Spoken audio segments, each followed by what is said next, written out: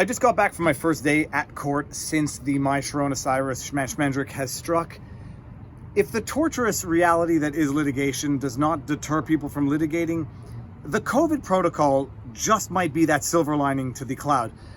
You have to wear a face mask in the courthouse, but not in the courtroom, and I'll get there in a second. Okay, so you're wearing a face mask in the courthouse. There are directional arrows throughout the courthouse, 2 meters apart per arrow. The only problem is that the directional arrows themselves are not 2 meters apart. So you're 2 meters apart from the person in front of you walking in the same direction, but the oncoming traffic is not 2 meters apart, which kind of makes you question the 2 meter rule, but I'm getting ahead of myself. The elevators, 2 people per elevator. And you get into the elevator and there are 2 arrows in the furthest possible corners of what is a rectangular elevator, indicating where you have to stand to be as far away from the person in the elevator as humanly possible. Okay, 2 people per elevator. What do you think happens at 12:30 when the entire courthouse is liberated for lunch? I'll tell you what happens. You end up waiting forever for an elevator. And it's 2 people per elevator. It doesn't matter if you have a 5-person file with whom you've been bubbling for the last week. You still can't seem to go in the elevator, all 5 of you. You have to split up into groups of 2, which leaves 1, and then they have to go with somebody else. Okay, fine. So I took the stairs. I took the stairs down 16 flights of stairs, which I would have done anyhow. So, maybe exercise is the other silver lining. The color pattern of the warning signs throughout the courthouse, it's like Vegas lights, which are intended to stimulate you into gambling, except these are intending to stimulate you into fear, perpetual fear. There's always a red light going off somewhere. There's always a warning sign going off somewhere. It's a constant state of stress and panic just to be in your work environment. Speaking of which, get me to the bathroom. The bathrooms. There's a sign on the front door of the bathroom that says no more than 4 people in the bathroom. How are you supposed to know that until you get in the bathroom? Because there's 2 doors to get into the bathroom. So just hypothetically, I got into the bathroom. There were nobody in the bathroom. There was nobody in the bathroom. There were not 4 people in the bathroom. But what happens if there are too many people in the bathroom? Okay, you go out and then you wait. Okay, fine. The bathroom, which had 3 urinals, 2 of them were closed off. Okay. They had 4 sinks. The 2 middle sinks were closed off. The benches in the hallway of the courtroom, which have 5 benches, the 3 middle seats are closed off, so you can only sit on one far extreme and the other, surrounded by the directional arrows.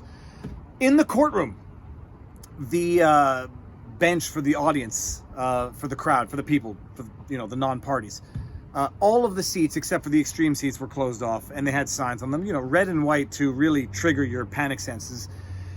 But you could take your masks off in the courtroom to the extent that you limit the courtroom. I believe it was to 10 or 12 people. So the courtroom itself cannot have more than 10 people. There's plexiglass everywhere. I mean, anybody who invested in plexiglass a year ago must be a multi-billionaire. Plexiglass is the last line of defense.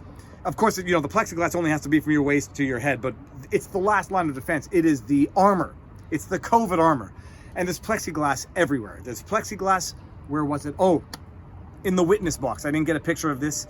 There's plexiglass in the witness prep rooms that divides the table in half, and 2 of the 4 seats are blocked off, so you can only sit opposite diagonal with a plexiglass in between. What else was there? You realize the degree to which we are conditioned to be panicked and to live in fear. After I left the courtroom and I had to put on my mask, which is another wonderful, idiotic thing about the face masks. I just wanted to leave the courtroom to go to the bathroom. The halls are empty. Instead of being allowed to do this freely, I am compelled to put my hands back on my face and head to put on the mask that I was required to wear to get into the courtroom. So not only does it not do anything, it forces me to touch my face and my head, whereas I would not have otherwise touched my face or my head just to go from the courtroom to the bathroom when there's nobody at court. What else was there? That's right. So we leave the courtroom, we go out for lunch, and then I realized, I'm uncomfortable eating out with people. Oh, and one of the lawyers in the file has a cold, which is the biggest curse at this time of the history of humanity. There is no such thing as just having a cold. You're Typhoid Mary, and you suspect. And this guy, he said he had a test. and it came back negative. And I said to him, tongue in cheek, oh yeah, but those tests are 30% false negatives. You might still have it. You might still be Typhoid Mary. We go to a restaurant. I'm nervous to eat. I'm nervous to touch the cutlery. I'm nervous to drink out of the glass of water because who knows who's been touching it. And you've been conditioned to have this constant level of paranoid terror everywhere you go, whenever you leave the house. Thus ends my rant. At least for now. I've got to go back and do another 4 days of this, tomorrow through Friday. We will look back on this and we will laugh. We might cry. We will be, I believe and I predict, thoroughly shocked by the reaction. And as if that's not enough, predicting the future, Bill Gates came out today with an article and said that the pandemic's going to be over by 2021, but millions of people will have died. Of course, they will have died not as a result of the virus itself, but rather as a result of the excess burden caused to hospitals and to economies in order to cope with this. So, in other words, what people have been saying from the very beginning, but were called conspiracy theorists or were ostracized or demonized or whatever, mocked. The response, even according to Bill Gates now, is going to kill more people than the virus. And then people who question the response are relegated to the conspiracy theory sides of the interwebs, and some have had their channels shut down, and others have just been mocked and ostracized. That's the only way to put it.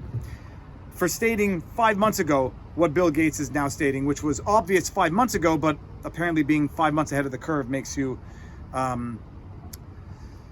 ostracizable. That was a beautiful sunset. At the very least, we got to appreciate that. Thus really ends my rant. I'll try to get some vlogs out this week, but it's going to be in my car from the courthouse during our hour-and-a-half lunch, which I think I'm going to be having in my car from now on. Stay safe, stay sane, check in on the people around you, because one thing is for certain, this is going to leave a lasting trauma on society as a whole, adults and children alike. And we will get through it, and we will laugh about it one day, but you have to get past the hard times before you can actually get to the laughing at the hard times part. Peace out.